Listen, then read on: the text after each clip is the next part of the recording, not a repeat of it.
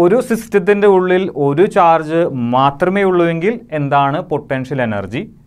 ഒരു സിസ്റ്റത്തിൻ്റെ ഉള്ളിൽ 2 പോയിന്റ് ചാർജുകൾ ഉണ്ടെങ്കിൽ എന്താണ് പൊട്ടൻഷ്യൽ എനർജി? ഈ 2 കാര്യങ്ങളും നമ്മൾ ഡിസ്കസ് ചെയ്തു കഴിഞ്ഞു. ഇനി ഒരു സിസ്റ്റത്തിൻ്റെ ഉള്ളിൽ 3 പോയിന്റ് ചാർജുകൾ ഉണ്ടെങ്കിലോ എന്തായിരിക്കും ആ സിസ്റ്റത്തിൻ്റെ പൊട്ടൻഷ്യൽ എനർജി? നോക്കാം. ഹെഡിങ് ഇതാണ്, potential energy of a system of 3 point charges. അതായത് ഒരു സിസ്റ്റത്തിൻ്റെ ഉള്ളിൽ 3 പോയിന്റുകളുണ്ട്. ആ 3 പോയിന്റുകളിലേക്ക് നമുക്ക് 3 പോയിന്റ് ചാർജുകളെ കൊണ്ടുവരണം. അതിനു വേണ്ടി വരുന്ന ടോട്ടൽ വർക്ക് ഡൺ ആണ് ആ സിസ്റ്റത്തിൻ്റെ പൊട്ടൻഷ്യൽ എനർജി. അതിനുവേണ്ടി ഞാനൊരു സിസ്റ്റം കൺസിഡർ ചെയ്തിരിക്കുന്നു. സിസ്റ്റത്തിൻ്റെ ഔട്ടർ ലൈൻ വരച്ചിട്ടില്ല എങ്കിൽ കൂടി പോയിന്റുകൾ അവിടെ മെൻഷൻ ചെയ്തിട്ടുണ്ട്. എ എന്ന് പറയുന്ന പോയിന്റ് ആദ്യത്തെ പോയിന്റാണ്, ബി എന്ന് പറയുന്നത് രണ്ടാമത്തെ പോയിന്റ്, സി എന്ന് പറയുന്നത് മൂന്നാമത്തെ പോയിന്റ്. എ എന്ന് പറയുന്ന പോയിന്റിലേക്ക് ഇൻഫിനിറ്റിയിൽ നിന്ന് എനിക്ക് ഒരു ചാർജിനെ കൊണ്ടുവരണം, Q1നെ കൊണ്ടുവരണം. അതിനുവേണ്ടി ഞാൻ ചെയ്യുന്ന വർക്ക് ഡൺ ആണ് W1. അതിനുശേഷം Q1നെ ഇവിടെ നിർത്തിക്കൊണ്ട് തന്നെ ബി എന്ന് പറയുന്ന പോയിന്റിലേക്ക് Q2 എന്ന് പറയുന്ന ചാർജിനെ എനിക്ക് ഇൻഫിനിറ്റിയിൽ നിന്ന് കൊണ്ടുവരണം. അതിനു വേണ്ടി വരുന്ന വർക്ക് ഡൺ ആണ് W2.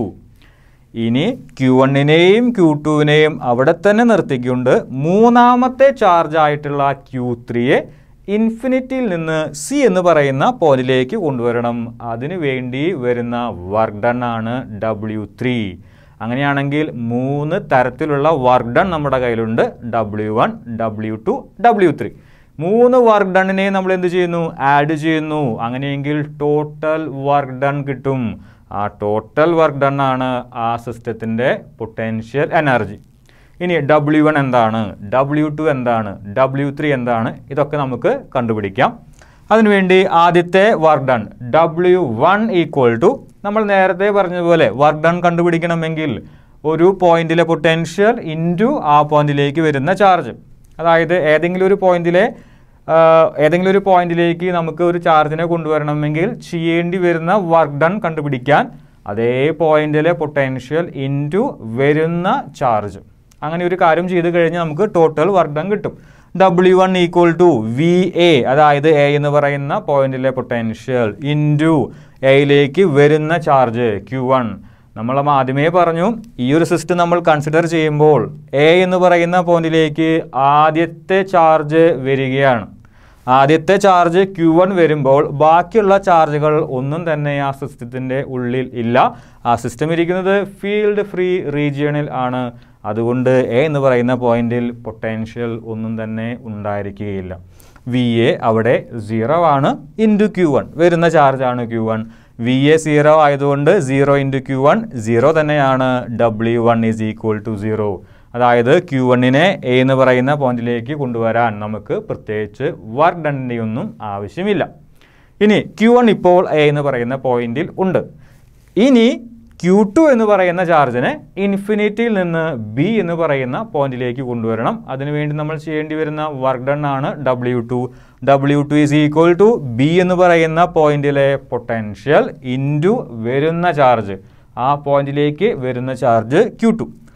ആദ്യമേ പറഞ്ഞതുപോലെ Q1 എന്ന് പറയുന്ന ചാർജ് ഇപ്പോൾ സിസ്റ്റത്തിൻ്റെ ഉള്ളിൽ പ്രസൻ്റ് ആണ്. ആ Q1 എന്ന് പറയുന്ന ചാർജ് കാരണം ബി എന്ന് പറയുന്ന പോയിന്റിൽ ഒരു പൊട്ടൻഷ്യൽ ഉണ്ടാകും. ആ പൊട്ടൻഷ്യലാണ് VB ഇൻറ്റു ആ പോയിന്റിലേക്ക് വരുന്ന ചാർജ്. അങ്ങനെയെങ്കിൽ നമുക്ക് രണ്ടാമത്തെ വർക്ക് ഡൺ കിട്ടും. VB എത്രയാണ്? Q1 കാരണം ബി എന്ന് പറയുന്ന പോയിന്റിൽ ഉണ്ടാവുന്ന പൊട്ടൻഷ്യൽ എത്രയാണ്? സാധാ ജനറൽ ഇക്വേഷൻ എന്താണ്? 1/4πε0 Q/R. അതായത് ഒരു പോയിന്റ് ചാർജ് കാരണം അതിൻ്റെ അടുത്തുള്ള ഒരു റെഫറൻസ് പോയിന്റിൽ അനുഭവപ്പെടുന്ന ഇലക്ട്രിക് പൊട്ടൻഷ്യൽ, അതൊരു ജനറൽ ഇക്വേഷനാണ്. 1/4πε0 Q/R. Q എന്ന് പറഞ്ഞു കഴിഞ്ഞാൽ നമ്മുടെ കയ്യിലുള്ള സോഴ്സ് ചാർജ്, R എന്ന് പറഞ്ഞു കഴിഞ്ഞാൽ സോഴ്സ് ചാർജും നമ്മളെടുക്കുന്ന പോയിന്റും തമ്മിലുള്ള ഡിസ്റ്റൻസ് ആണ്. ഇവിടെ സോഴ്സ് ചാർജ് Q1ഉം ബി എന്ന് പറയുന്നതാണ് പോയിന്റ്. ഇവർ തമ്മിലുള്ള ഡിസ്റ്റൻസ് R12 ആണ്.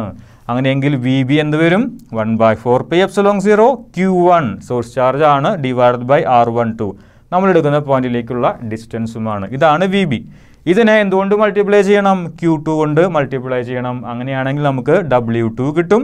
W2 equal to 1/4πε0 Q1 R12 into Q2 equal to Q2 ഉള്ളിലേക്ക് വരും.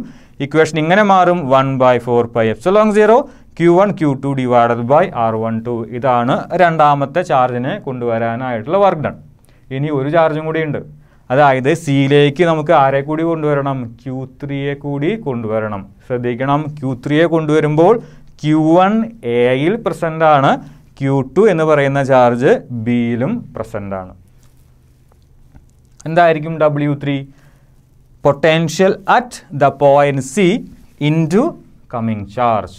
സി എന്ന് പറയുന്ന പോയിന്റിലേക്ക് എനിക്ക് Q3 എന്ന് പറയുന്ന ചാർജിനെ കൊണ്ടുവരണമെങ്കിൽ വർക്ക് ഡൺ ചെയ്യണം. ആ വർക്ക് ഡൺ കണ്ടുപിടിക്കാനായി സി എന്ന് പറയുന്ന പോയിന്റിലെ പൊട്ടൻഷ്യലിനെ വരുന്ന ചാർജ് കൊണ്ട് മൾട്ടിപ്ലൈ ചെയ്താൽ മതി. VC into Q3. ഇനി VC എന്താണ്? സി എന്ന് പറയുന്ന പോയിന്റിലെ പൊട്ടൻഷ്യലാണ് VC. പക്ഷേ രണ്ട് ചാർജുകൾ ഇപ്പോൾ സി എന്ന് പറയുന്ന പോയിന്റിൻ്റെ സമീപത്തുണ്ട്. ഒന്ന് Q1ഉം രണ്ടാമത്തെ ചാർജ് Q2ഉം. Q1ഉം സിയും തമ്മിലുള്ള ഡിസ്റ്റൻസ് R13 ആണ്, 1ൽ നിന്ന് 3യിലേക്ക്. ഇനി Q2ഉം സിയും തമ്മിലുള്ള ഡിസ്റ്റൻസ് R23 ആണ്, 2ൽ നിന്ന് 3യിലേക്ക്. അങ്ങനെയാണെങ്കിൽ total potential present at the point C എന്ത് വരും? Potential due to Q1 plus potential due to Q2. Potential due to Q1 എന്താണ്? 1/4πε0 Q1 by distance R13 plus potential due to Q2 എന്താണ്? 1/4πε0 Q2 divided by R23. ഈ square ബ്രാക്കറ്റിൻ്റെ ഉള്ളിൽ എഴുതിയിരിക്കുന്ന അത്രയും quantity ആണ് VC. അതിനെന്തുകൊണ്ട് multiply ചെയ്യണം? Q3 കൊണ്ട് multiply ചെയ്യണം. അങ്ങനെയെങ്കിൽ എന്ത് കിട്ടും? ടോട്ടൽ വർക്ക് ഡൺ കിട്ടും. നോക്കാം എന്തായിരിക്കും ടോട്ടൽ വർക്ക് ഡൺ. അതായത് മൂന്നാമത്തെ പോയിന്റിലേക്ക് കൊണ്ടുവരാനായിട്ടുള്ള work done W3 equal to, നോക്കുക, 1/4πε0 Q3യെ ഉള്ളിലേക്ക് എടുത്തു കഴിഞ്ഞാൽ എന്ത് വരും? 1/4πε0 Q1 Q3 by R13 plus 1/4πε0 Q2 Q3 by R23. രണ്ട് ടേമിലും 1/4πε0 കോമൺ ആണ്. ഞാനത് പുറത്തേക്ക് എടുത്തു, കോമൺ ആയിട്ട് എഴുതി 1/4πε0 into Q1 Q3 divided by R13 plus Q2 Q3 divided by R23. ഇതാണ് W3. മൂന്ന് ഇക്വേഷൻസ് നമ്മുടെ കയ്യിലുണ്ട്. W1 അൺഫോർച്ചുനേറ്റ്ലി അത് 0 ആണ്. W2 അത് 1/4πε0 Q1 Q2 ബൈ R12 ആണ്. W3 1/4πε0 Q1 Q3 by R13 plus Q2 Q3 by R23 ആണ്. ഈ മൂന്ന് വർക്ക് ഡണ്ണുകളെയും നമ്മൾ ആഡ് ചെയ്ത് കഴിഞ്ഞാൽ ടോട്ടൽ വർക്ക് ഡൺ കിട്ടും. അത് തന്നെയായിരിക്കും ആ ഒരു സിസ്റ്റത്തിൻ്റെ ടോട്ടൽ പൊട്ടൻഷ്യൽ എനർജി. നമ്മൾ അങ്ങനെ മൂന്ന് വർക്ക് ഡൺ കണ്ടുപിടിച്ചിരിക്കുന്നു. അതായത് W1 കണ്ടുപിടിച്ചു, W2 കണ്ടുപിടിച്ചു, W3 കണ്ടുപിടിച്ചു. എന്തായിരുന്നു W1? Q1 എന്ന് പറയുന്ന ചാർജിനെ A എന്ന് പറയുന്ന പോയിന്റിലേക്ക് കൊണ്ടുവരാനായിട്ടുള്ള വർക്ക് ഡൺ ആയിരുന്നു W1.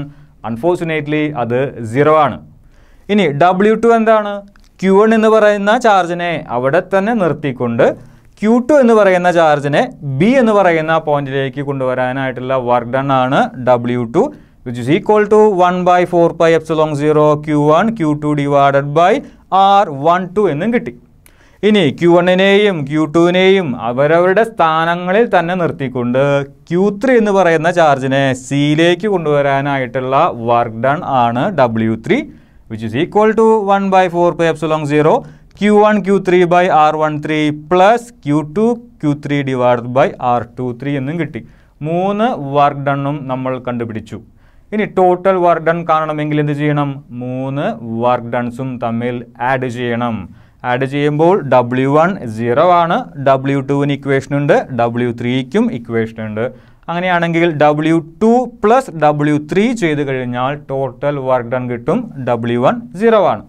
Total work done is equal to W2വിൽ ഒരു 1/4πε0 ടേം ഉണ്ട്, W3യിലും അതേ ടേം തന്നെ പ്രസൻ്റ് ആണ്. അങ്ങനെയെങ്കിൽ 1/4πε0 എന്ന് പറയുന്ന ടേമിനെ ഒരു കോമൺ ഫാക്ടറായി ഞാൻ പുറത്തെടുത്തിരിക്കുന്നു.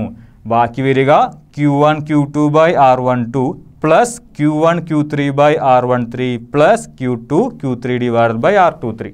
Q1 Q2 ബൈ R12 W2വിൽ നിന്ന് വന്നതാണ്. Q1 Q3 by R13 plus Q2 Q3 by R23 W3യിൽ നിന്നും വന്നതാണ്. ഇതാണ് നമ്മുടെ ടോട്ടൽ വർക്ക് ഡൺ. ഇത് തന്നെയായിരിക്കും ആ സിസ്റ്റത്തിൻ്റെ പൊട്ടൻഷ്യൽ എനർജി. ടോട്ടൽ വർക്ക് ഡണ്ണിലുള്ള അതേ ഇക്വേഷൻ തന്നെ നിങ്ങൾക്ക് ആർക്കും എഴുതാം, പൊട്ടൻഷ്യൽ എനർജിക്കും എഴുതാം. പൊട്ടൻഷ്യൽ എനർജിയെ റെപ്രസെൻറ്റ് ചെയ്യുന്നത് U എന്ന് പറയുന്ന ലെറ്റർ വെച്ചിട്ടാണ്. U ഈസ് ഈക്വൽ ടു അതേ ഇക്വേഷൻ തന്നെയാണ് 1/4πε0 Q1 Q2 by R12 plus Q1 Q3 by R13 plus Q2 Q3 divided by R23. Equation ഓർത്ത് വയ്ക്കാൻ എളുപ്പമാണ്. അതായത് Q1 Q2 ആണെങ്കിൽ ഡിവൈഡഡ് ബൈ, അതായത് താഴെ എന്ത് വരും, R12. സഫിക്സുകൾ ശ്രദ്ധിക്കുക, 12 താഴെയും 12 ആണ്. ഇനി Q1 Q3 ആണെങ്കിൽ താഴെ R13 വരും, Q2 Q3 ആണെങ്കിൽ താഴെ R23 വരും. ഇത് തന്നെയാണ് പൊട്ടൻഷ്യൽ എനർജി. ഇനി ഈ ഒരു ഇക്വേഷൻ ഒരു അല്പം നീളം കൂടുതലായതുകൊണ്ട് വേണമെങ്കിൽ നമുക്ക് പൊട്ടൻഷ്യൽ എനർജിക്കുള്ള ഇക്വേഷനെ സമ്മേഷൻ്റെ രൂപത്തിൽ എഴുതാം. അത് 1 മുതൽ n വരെ പോകേണ്ട ആവശ്യമില്ല. കാരണം നമ്മുടെ കയ്യിൽ ആകെപ്പാടെ 3 ചാർജുകളേ ഉള്ളൂ.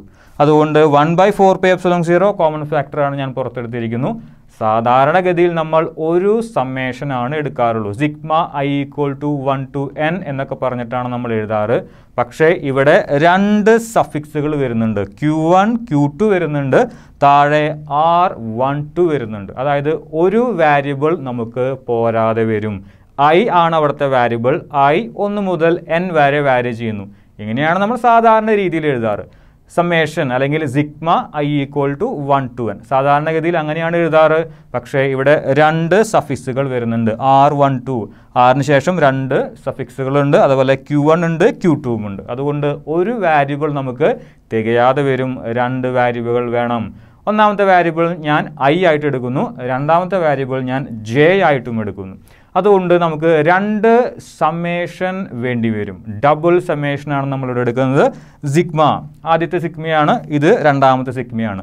സിഗ്മ i = 1 2 3 1 മുതൽ 3 വരെ. രണ്ടാമത്തെ സമ്മേഷൻ j = 1 2 3 j വാരി ചെയ്യുന്നത് 1 മുതൽ 3 വരെയാണ്. പക്ഷെ ശ്രദ്ധിക്കേണ്ടത് i ≠ j എന്ന് പറയുന്ന ഒരു കണ്ടീഷൻ കൂടി നിങ്ങളവിടെ കൊടുക്കണം.